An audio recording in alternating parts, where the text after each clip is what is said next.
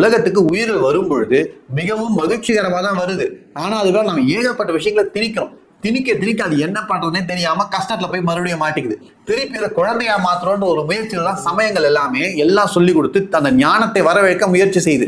ஆனா அது பலனளிக்காம போறதுக்கான காரணம் பார்த்தீங்கன்னா நாம அதை எப்படி திணிக்கிறோன்றதா இருக்கு. நாம இன்னைக்கு செய்யக்கூடிய மிகப்பெரிய தவறு நம் பிள்ளைகளை எப்படி வளர்க்கணும் அப்படின்ற ஒரு விஷயத்தை தெரியாமையே வளர்த்துக்கிட்டு இருக்கோம். ஒரு சிறிய உதாரணம் என்ன பார்த்தீங்கன்னா, இன்னைக்கு நீங்களே கூட உங்க ஊர்ல பார்க்கலாம், ஒரு மிகப்பெரிய நகைக்கடை தொழிலதிபராக இருப்பார். அவர் என்ன பண்ணுவார்னா, நான் நல்லா மகிழ்ச்சியா சந்தோஷமா தான் இருக்கேன்னு நினைக்கிறேன், என்னுடைய மகனும் நல்லா சந்தோஷமா இருக்கணும்ன்ற ஒரு ஆசையில தன்னுடைய பசங்களுக்கும் அதே நகைக்கடை தொழில் தான் நான் கொண்டு வரணும்னு ஆசைப்படுவாங்க. இது நகைக்கடை தொழிலதிபர் மட்டும் இல்லை, மருத்துவராக இருக்கலாம் அல்லது வேறு எந்த ஒரு தொழிலாக இருக்கலாம்.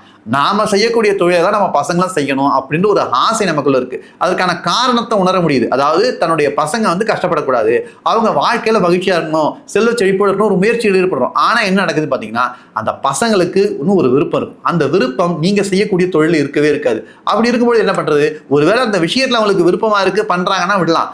ஆனா அவங்களுக்கு அது விருப்பமே இல்லாத பொழுது நாம அவங்கள ஒரு கார்பன் காப்பின்னு சொல்லலாம். கார்பன் காப்பினா எனக்கு புரியுது, கஷ்டமா இருக்கும். ஜெராக்ஸ், அதாவது நகல், நம்மளுடைய நகலாவே நம்ம பசங்க இருக்கணும்னு ஆசைப்பட்டு நாம அவங்க மேல திணிக்க ஆரம்பிக்கிறோம். அப்போ அவங்க அதை திணிக்க அதை அவங்க உமிழ ஆரம்பிக்கிறாங்க. எனக்கு இது ஒத்துக்கலன்னு சொல்றாங்க. ஆனா நாம என்ன பண்றோம், திருப்பி அதையே தான் செய்யறோம். நாம நம்ம கிட்ட இருக்கிற விஷயத்தை அவங்க கிட்ட கடத்தும் பொழுது நம்ம கிட்ட இருக்கிற வேதனை, பயம், இப்படி ஏகப்பட்ட உணர்வுகளையும் சேர்த்து கடத்த ஆரம்பிக்கிறோம்.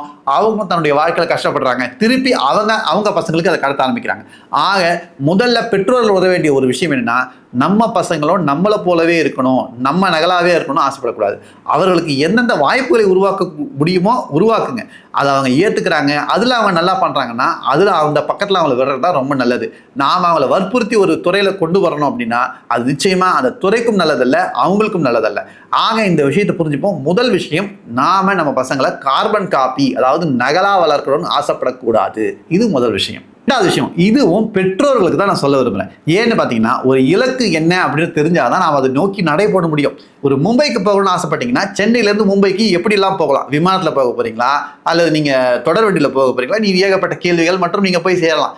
குழந்தைங்க விஷயத்தில் என்னன்னு பார்த்தீங்கன்னா, அவங்க இப்போதான் வந்திருக்காங்க, முட்டா இருக்காங்க, இப்போதான் அவங்க மலர்ந்து அரும்ப வேண்டிய காலம். அவங்களுக்கு என்ன பார்க்க போகிறோம், என்ன செய்ய போகிறோன்ற விஷயம்லாம் இப்போ எதுவும் தெரியாது. அவர்கள் என்ன பண்ணணும்னா எல்லா விஷயத்திலும் முயற்சி செய்வாங்க. அதில் எது அவங்களுக்கு எளிமையாக வருது, எது அவங்களுக்கு மிக சிறப்பாக வருதோ அவங்க கண்டுபிடிக்கணும். அதை கண்டுபிடிக்கக்கூடிய ஒரு வாய்ப்பை நாம் கொடுக்காம இருக்கணுன்றது தான் இன்றைக்கி இருக்கக்கூடிய ஒரு மிகப்பெரிய வேதனையான விஷயம்.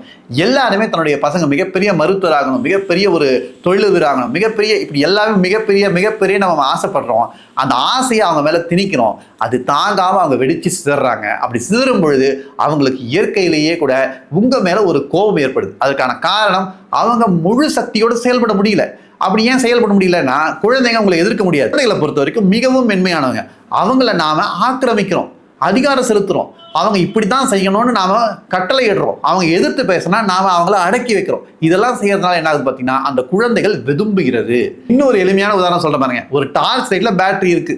நீங்க அந்த பேட்டரிக்குள்ள இருக்கக்கூடிய சக்தியை உரிய முறையில பயன்படுத்தவே இல்லை அப்படின்னா என்ன ஆகும், அந்த பேட்டரி பொங்கி போயிடும். நல்லா தெரியும் உங்களுக்கு, உள்ள இருக்க அமிலம்லாம் வெளில வந்துட்டு இருக்கும். இதே போலதான் குழந்தைகளும், அவர்களுக்கு இயற்கையான சக்தி இருக்கு. அந்த சக்தியை அவர்களுக்கு பிடிச்ச விஷயத்துல, அதாவது அவர்களுடைய தனித்திறமையில செயல்படுத்துறாங்கன்னா இந்த உலகத்துல வந்ததற்கான காரணம் அவங்களுக்கு தெரிஞ்சிருக்கும். இந்த உலகத்துல அவங்க எப்படி செயல்படணும் அப்படி செயல்படுவாங்க. அதன் மூலமா அவர்கள் சக்தி சரியான முறையில விரயமாகும். பெற்றோர்களுக்கு 2 விஷயம் பார்த்தோம். ஒன்று, உங்க நகலா எடுக்காதீங்க. 2வது, அவர்களை இயற்கை சக்தியோடு இருக்க விடுங்க. அவங்க தனித்திறமையில அவங்களை ஜெயிக்கிறதுக்கான வாய்ப்புகளை ஏற்படுத்தி கொடுங்க. நீங்க திணிக்கிறன்ற பேரில் அவங்கள ஒரு வழிக்கு கொண்டு வராதிங்க. அவங்கள ஒரு வழிக்கு கொண்டு வர ஆசைப்பட்டீங்கன்னா அவங்க வேற வழிக்கு போயிடுவாங்க. உண்மையான செய்திகளை அடிக்கடி கேட்கணும் அப்படின்னா உங்களுடைய கருத்தை இங்க பதிவிடுங்க. கார்த்திக் கோனன் இம்ப்ரெஷன் சேனலை சப்ஸ்கிரைப் செய்து வைத்துக் கொள்ளுங்கள்.